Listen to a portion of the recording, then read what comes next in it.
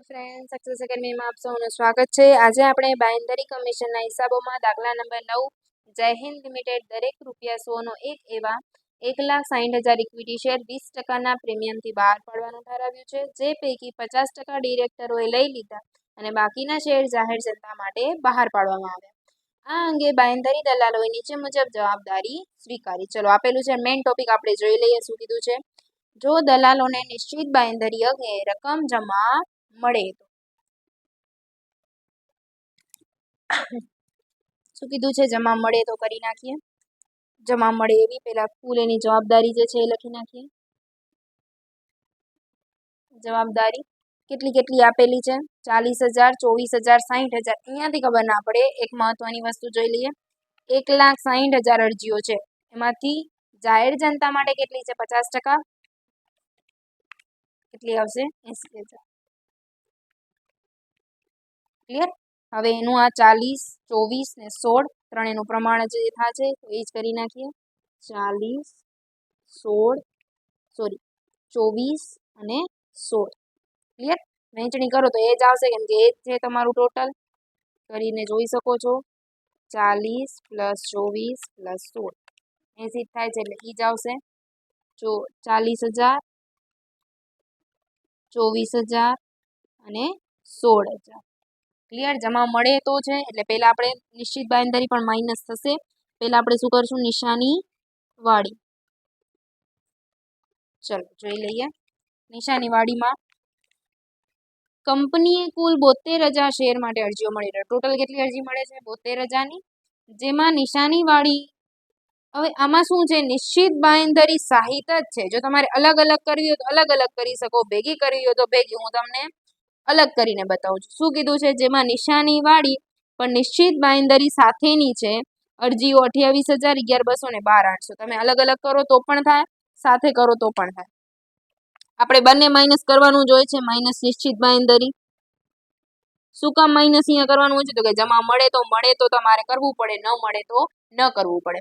હવે નિશાની વાળી અરજીઓ છે તમારા પાસે, પણ આ નિશ્ચિત બાંયધરી સાથેની, એટલે કે આમાં નિશ્ચિત બાંયધરી એ શું છે, સમાવેશ થયેલો છે।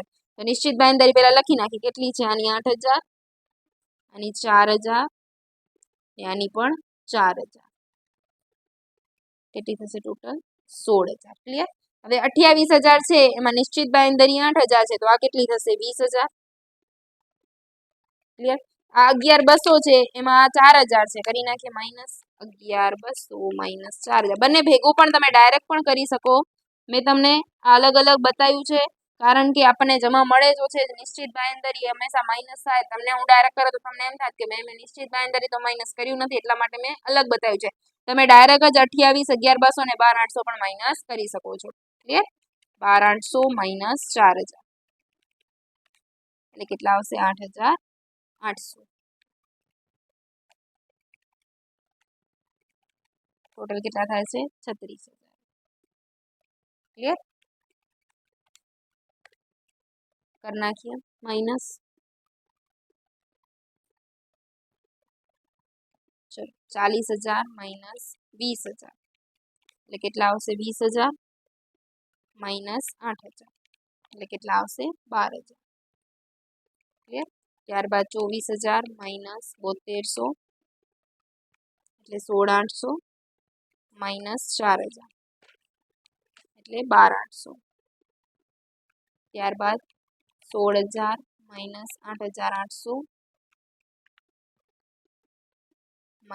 4,000 એટલે 3,200। ત્યારબાદ 80,000 - 36,000 એટલે 44,000 - 16,000 એટલે 28,000। હવે તમે ડાયરેક્ટ પણ જો તમને ડાયરેક્ટ પણ બતાવી દઉં, 40,000 છે એમાંથી માઇનસ આપણે ડાયરેક્ટ આપણી કઈ છે 28,000 છે, માઇનસ કરી નાખું ડાયરેક્ટ 28,000, 12,000 મળી જાય છે। ત્યારબાદ 11,200 માઇનસ કેટલા છે, સોરી 24,000 માઇનસ 11,200 એટલે 12,800 અને 16,000 માઇનસ 12,800 એટલે 3,200। ક્લિયર। ડાયરેક્ટ પણ કરી શકો ને અલગ અલગ પણ કરી શકો। માઇનસ શું કરશું હવે? નિશાની વગર. ચલો, નિશાની વાળી કેટલી છે તમારા પાસે? ટોટલ કેટલી છે? 72,000. એમાં નિશાની વાળી કેટલી છે તમારી? તો કે 36,000. હવે આની અંદર નિશ્ચિત પણ સમાવેશ કરે છે એટલે એ પણ આપણે માઇનસ કરવી પડશે. કેટલી થાય? 16,000. કેટલી આવશે? 20,000. ક્લિયર? આ 20,000 ને કયા પ્રમાણમાં વેચશું? 40, 24 ને 16 ના પ્રમાણમાં. ચલો વેચી નાખીએ. ભાગ્યા 80 ગુણ્યા 40. આ મેથડ આવડે તો ઠીક છે ને, કે તમે તમારી મેથડ પણ કરી શકો છો. 10,000 20,000 આ રીતે થાય. 10,000 20,000 ગુણ્યા 24 ભાગ્યા 80. 6,000 20,000 ગુણ્યા 16 ભાગ્યા 80. 4,000. ક્લિયર? માઇનસ કરીએ. 12,000 માઇનસ 10,000 એટલે 2,000. 12,800 માઇનસ 6,000. 6,800. 3200 માઇનસ 4 એટલે માઇનસ 800. 28 માઇનસ 20 એટલે 8,000. ક્લિયર? માઇનસમાં છે એનો કરી નાખીએ પ્લસ. પ્લસ નો વધારો કેટલો છે? 800. ચલો 800 ને કયા? 40 જેમ 24 ના પ્રમાણમાં વેચીએ. 800 ગુણ્યા 40 ભાગ્યા 64. કેટલા આવશે? 500. તો બાકીના 300 આમાં આવશે. ચલો 2,000 માઇનસ 500 એટલે 1,500. 6,800 માંથી 300 એટલે 6,500. 0 અને 8,000. લાસ્ટમાં શું કરી છીએ આપણે? નિશ્ચિત બાંયધરી પ્લસ.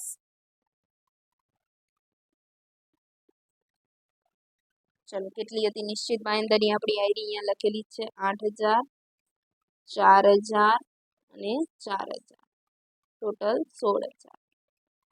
કરી નાખીએ. 8,000 ને 1,500 એટલે કેટલા આવશે? 9,500. 6,500 ને 4,000 એટલે 10,500. અને અહીંયા આવશે 4,000 ના 4,000. 8,000 ને 16,000 એટલે 24,000. ક્લિયર? આમાં કોઈ ડાઉટ છે? ત્યારબાદ શું કીધું છે આપણને? કાંઈ ઇન્ફોર્મેશન બીજી આપેલી છે, જોઈ લઈએ એકવાર. દલાલોને નિશ્ચિત બાંયધરી અંગે રકમ જમા મળે તો દલાલોને શેની જવાબદારી નક્કી કરી લીધી અને મહત્તમ નુકસાનની ગણતરી કીધું. શું કીધું છે? મહત્તમ નુકસાન. કમિશન. નુકસાન નહીં, કમિશન. એ હંમેશા કેટલું હોય છે? 5%. જો ઉલ્લેખ કરેલો હોય તો ઠીક છે, ન કરેલો હોય તો 5% તમે લઈ શકો. એ કોના ઉપર લેવામાં આવે છે? જેટલી જાહેર જનતા માટે બહાર પડો. તો જાહેર જનતા માટે આપણે જોયું તો કેટલી બહાર પાડે છે? 80,000 બહાર પાડે છે. તો કે 80,000 ગુણ્યા 100 રૂપિયાનો એક છે ને 20% પ્રીમિયમ છે એટલે કેટલું થશે? ગુણ્યા 120. એટલે કે 80,000 ગુણ્યા 120 કેટલા આવશે? 96 લાખ. એના 5% કેટલા આવશે? 4,80,000. ક્લિયર?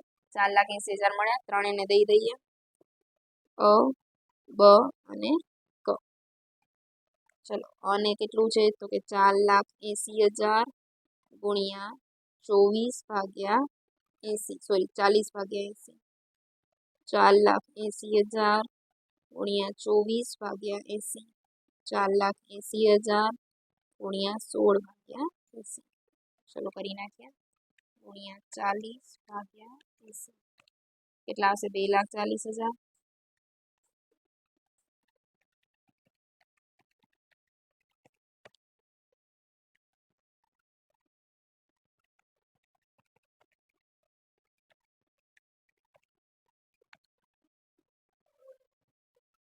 ક્લિયર? ત્રણેયનું તમને કમિશન મળી ગયું છે. હવે આપણે જોઈશું દાખલા નંબર 10. માં છે તન્મય, રોહન અને આમિર. ચલો જોઈએ. લિટલ જેમ્સ લિમિટેડ છે. 10 રૂપિયાનો એવા 2 લાખ ઇક્વિટી શેરની સત્તાવાર થાપણ છે ને કંપનીએ 80% 11 રૂપિયાના ભાવે જાહેર જનતાને બહાર પાડે. પહેલા ચલો કરી નાખીએ. 2 લાખ ટોટલ હતા, એમાંથી કેટલા ટકા દે છે? તો કે 80%. એટલે કેટલા આવશે? 1,60,000. એ તમારી જવાબદારી બનશે.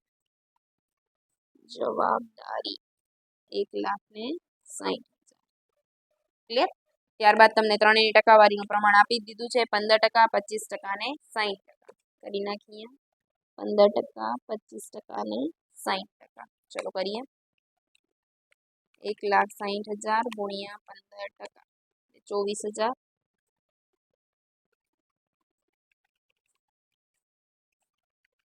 40,000.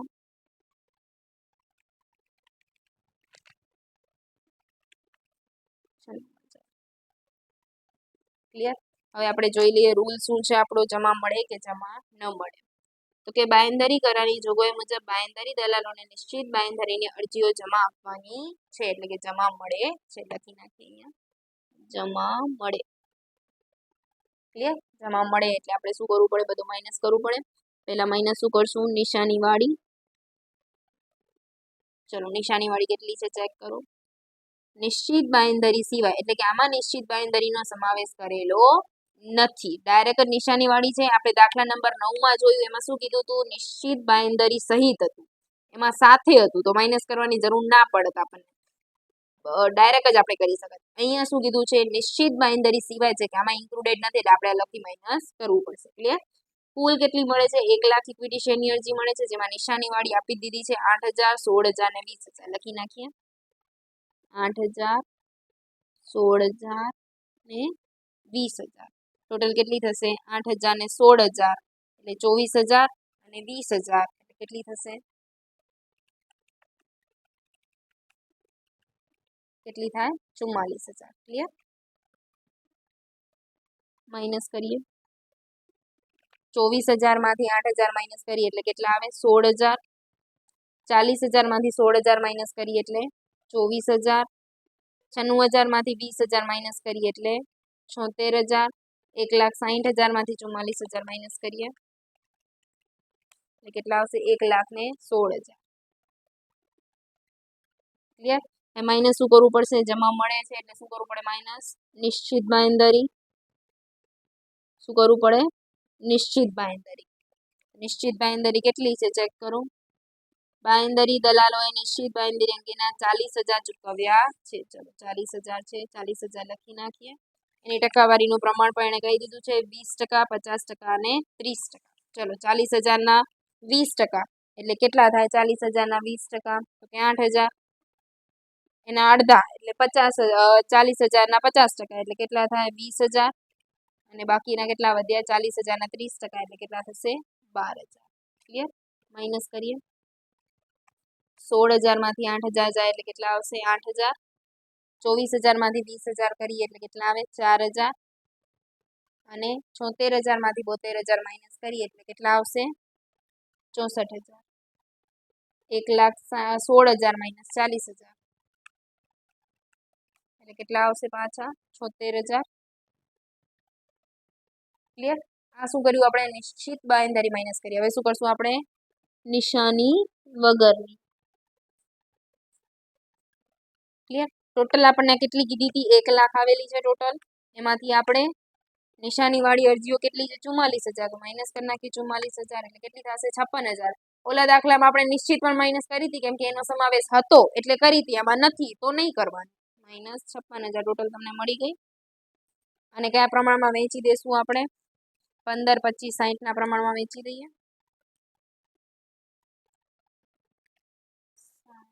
15 પ્લસ 25 પ્લસ 60 ટોટલ કેટલા મળે, 100 મળે. કરી નાખીએ. ચલો 56,000 ભાગ્યા 100 ગુણ્યા 15 એટલે કેટલા આવશે, 8,400. 25 એટલે 14,000 અને 60 એટલે 33,600. ચલો માઇનસ કરીએ. 8,000 માંથી 8,400 એટલે કેટલા આવશે, માઇનસમાં 400 આવે. 4,000 માંથી 14,000 એટલે માઇનસમાં 10,000 આવે. 64,000 માઇનસ 33,600, 33,400. 74,000 માઇનસ 56 એટલે 20,000. ક્લિયર? માઇનસમાં છે એનું શું કરવું પડશે, પ્લસ. તો કે પ્લસ તન્મયનો વધારો. હવે આ પણ માઇનસમાં છે એટલે ડાયરેક્ટ કોને દઈ દઈએ, આપણે આને જ દઈ દઈએ, પ્લસ 400, સોરી માઇનસ 400 અને આનામાં પ્લસ 400.